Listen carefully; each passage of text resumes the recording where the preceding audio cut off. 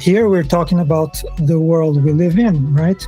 So there are people and entities, institutions that have a role to play in the world at large. In our personal lives, House 10 is our job, right? Because they have authority over us and they kind of guide our lives in a way. Or in a broader context, it's our government. And occasionally it signifies governments in general, not necessarily the government of the country where the querent is. So there are cases where it simply signifies the institution that enforces law over the people. So they are the authority. The essence of House 10 is authority. And then, as we know, authority can be a good thing and it can also get corrupted, right? So if other factors get into the picture and influence or have authority over the authority, then the authority will respond to whatever forces are acting on it. And in our case, corporations and different private entities, they have a lot of power in the government. They come in the form of the lobbyists, right? They have their own interests and they purchase favors from the government. Those entities are House 7 in mundane astrology. They are entities that they're not governmental, they are not hidden, they are openly operating. They are our partners because they give us this Google Meet that we're using right now comes from Google, right? So they give us tools, they give us things to improve our lives. At the same time, they do things against us. They spy on us. We don't have privacy anymore and so on. And other things like pharmaceutical companies and the fact that money is more important than health, like as we saw with COVID. And so they're House 7. And then there are those who are even behind them, which are House 12, as you know. I refer to them as our hidden enemies. In the large public discussion, they're referred to as the deep state. So it's a group of people who are antagonistic to the rest of humanity. So that's why they're House 12. And I have some charts specifically about what they're up to, what they have done to us, what they're doing, and what they will continue to do. And some other events that we are aware of, the charts show the role that they play in this. So the things we see in the news are not the whole truth. It's just a slice. And then horary can come in and fill in the gaps. And it's really amazing, the symbolism, how it comes up. Okay, let's see who is who. So this is the acronym for World Health Organization. So it's the international institution concerned with keeping us safe, alive, and healthy. That's what an organization with such a name should really be primarily concerned with. And so I want to see what they're up to, if that's what they are about, or if they have some other agenda. Because what they are about to do as we sit here is quite amazing. I don't know if you have seen what they're proposing to implement around the world, like a kind of a pandemic preparedness guidelines. It's quite incredible. I don't know many details, but it's public. You can see it. And since nobody is saying anything about it, they're just going to ratify it and be enforced. So let's see if this thing they're planning is to keep us safe, healthy, and alive, or it's something else. The WHO is a non-government entity, right? Just like the UN or anything that's not a government, they're policy makers, right? Like the Trilateral Commission. There are several of these large institutions that steer policies around the world. but they are house 7, non-government. So what can you tell me about who serves? Who are their masters? So look at where they are. You can see a pattern, right? All the charts we've seen so far, the people we're asking about, those who make the decisions, those who do things to us, they happen to be connected with these little group of people here, our dear deep state. So the WHO is right inside the 12th cusp.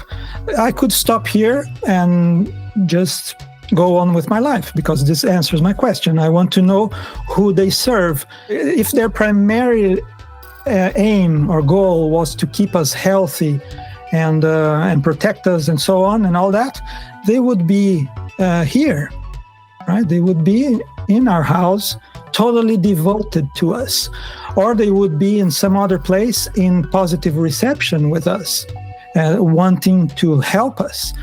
Or they would be somewhere where they are against our enemies and have power over our enemies so that they can protect us.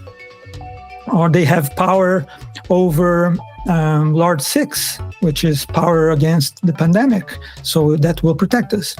But no, they are under the power of our hidden enemies, which is Mars. Not only that, we have that star again, right on the ascendant. So this is a star of unhappiness and crying.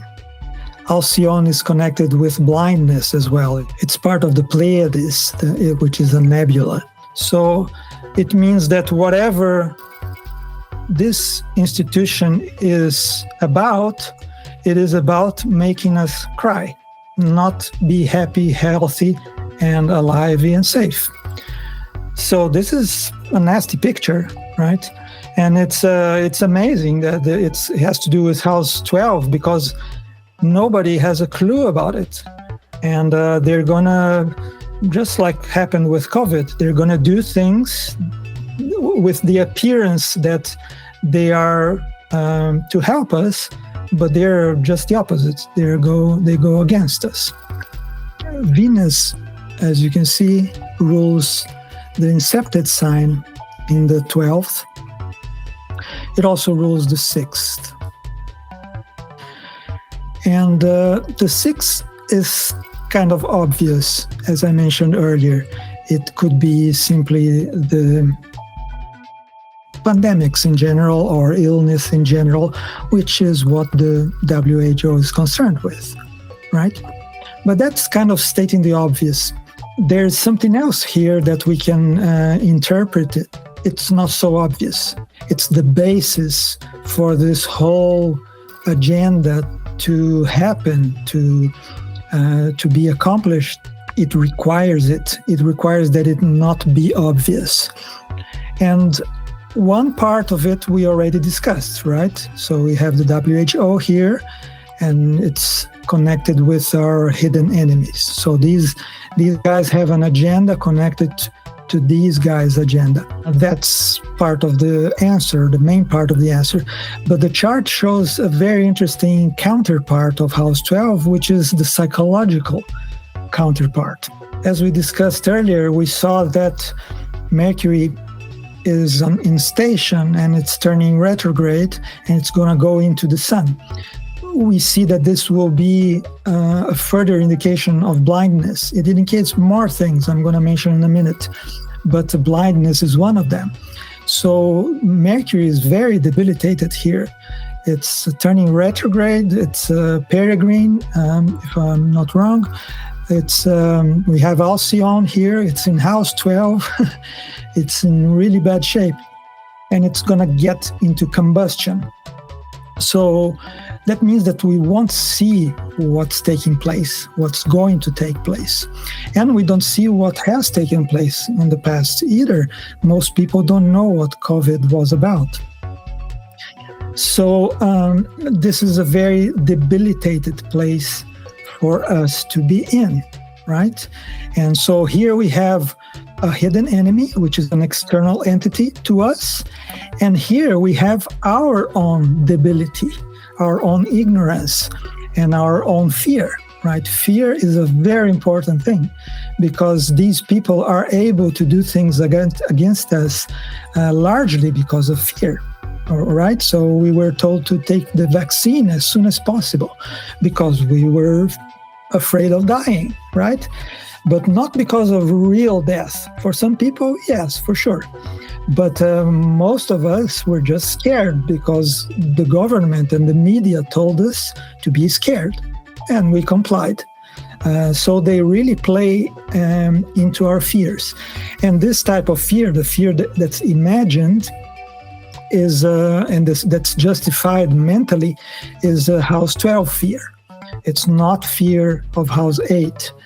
So the incepted sign here in the 12th is describing our psychological predicament. And I'm going to try to break it down. First of all, we have the incepted ruler of the 12th is here. So this is our own self-undoing. It's in our house, so we are afflicted by our own fears. That would be the translation of this testimony, right? Our fears, our ignorance, everything that goes against us, which is inside us, in our minds, is afflicting our house. And we are in that sign, in that house. Another interesting point about Mercury is that it's separating from a sextile with Mars. So it means that Mercury has met Mars recently. What could that be? I think it's very plausible that this meeting was the recent pandemic, right? We had a direct meeting with these people. And now we're stopping and we're going backwards into Mars again, right? So we're going to make contact with Mars. So, and these people are preparing for future pandemics. So it's almost like a signature, right? The chart is saying, okay, if this was COVID, you're going to go into it again, right? So second round is coming.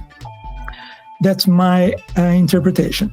And Venus, which is our fear, let's just call it our fear, right? It's our house 12, is here by Alcyone, okay? So our fear is near our hidden enemies, so it has an influence on them. This is very relevant. Look at Mars. Mars is in the sign of the moon. Does it mean that our hidden enemies love us? No. It means that they depend on us. They depend on our emotional state. But look at Mercury's position, right? And its connection with Venus. Our state is a state of fear. So our emotional state is in the same sign. It also depends on Venus. So our emotional state is a fearful state. And our fearful state rules our hidden enemies. In a way, they love our emotional state. Because if we are in a state of fear, they can accomplish what they want to accomplish. And there's more here. Mercury is going into the sun. The sun rules our house 4. It could be a natural ruler, or it could be just some blinding influence, but I think there's more to it. And there are clues in the chart telling us that it is house 4, because Mercury is right here by Alcyone. Okay, so we are in house 4. There's some concern that we have with house 4. House 4 is related to security, psychologically. So security, safety, it's our homes, right? If you're threatened out in the forest, in the jungle, you want to run to your house, right? You run home. So the kind of fear that they're going to play on us, which they just did in COVID. So it's interesting because we can see these testimonies in our past. If we look at how we behaved as a society during COVID, we will see that that's exactly what happened. We feared for our safety, right? And the blindness that we're going to experience is a blindness about our safety. So they're going to make us fearful and make us think that we're going to lose our safety. And because we're going to feel and think we're going to lose our safety and they're going to protect us, we are going to give them whatever they need, wherever they want. And usually it comes in the form, money is a given, right? They get richer with this type of stuff. That's the visible part. The other part is that we give away our liberties. We're going to have biometric IDs. We're going to have more nanotechnology, another vaccine that will get more nanotechnology into our bodies. That is, we're going to be afraid for our safety, and we're going to give them all these things that they want.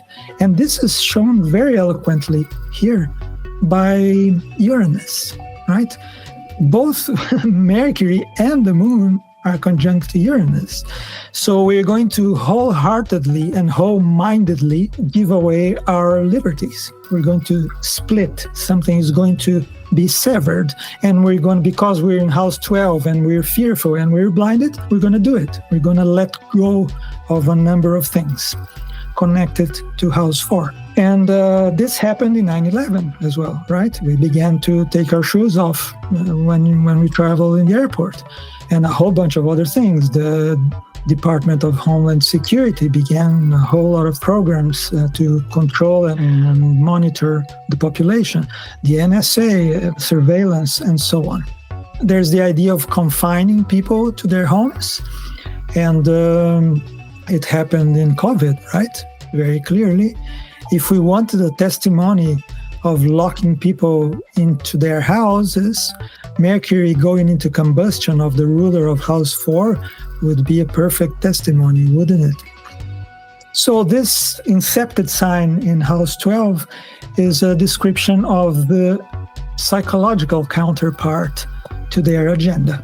It basically describes what we are going to offer to them whenever they want to take action in some way through this organization, either by creating another pandemic and then coming to help us, or in some other way that they're going to influence healthcare guidelines throughout the world, as they do in Africa already, right? Lots of vaccinations and stuff. Bill Gates is involved in this very deeply. So I think that covers everything I can see about house 12 here. I think this is much more plausible than considering Venus to be simply house 6. This is kind of the obvious part. But this psychological part, I think it's very instructive. It's very clarifying for us to know that. And curiously, unless the population of the planet at large becomes aware of what I just described, we don't stand a chance. These people will continue doing what they want to do. That's how I see it. So we'll just have to wait and see. Regarding the positive mutual reception between Venus and Mercury, obviously, Mercury being in Venus sign is rather meaningful because it's also in house 12. So it's ruled by the ruler of house 12, the second ruler, right? We have one that's an external entity, and this is an internal entity, right? It's the part of our psyche that's against ourselves. The fact that this is in Mercury's sign, we have power over it if only we want, or if only we can exercise that power. But we're in house 12 and we're going into combustion and we're in station. We're accidentally weak. So in theory, we have power over Venus. But in practice, we don't. In practice, Venus has a lot of power over us by disposition, by the fact that we're in its house, and by the fact that it's in our house. And this gives Venus an enormous amount of power over Mercury, but the other way around is not the case. So that's how I would interpret this, how far I would go. It's much more important to know or to interpret that Venus is in house 1 than that Mercury rules it. But as I just said, you can make a case for that. Our government should be on our side, right? It's not. It's on the side of the WHO. It's ruled by the WHO.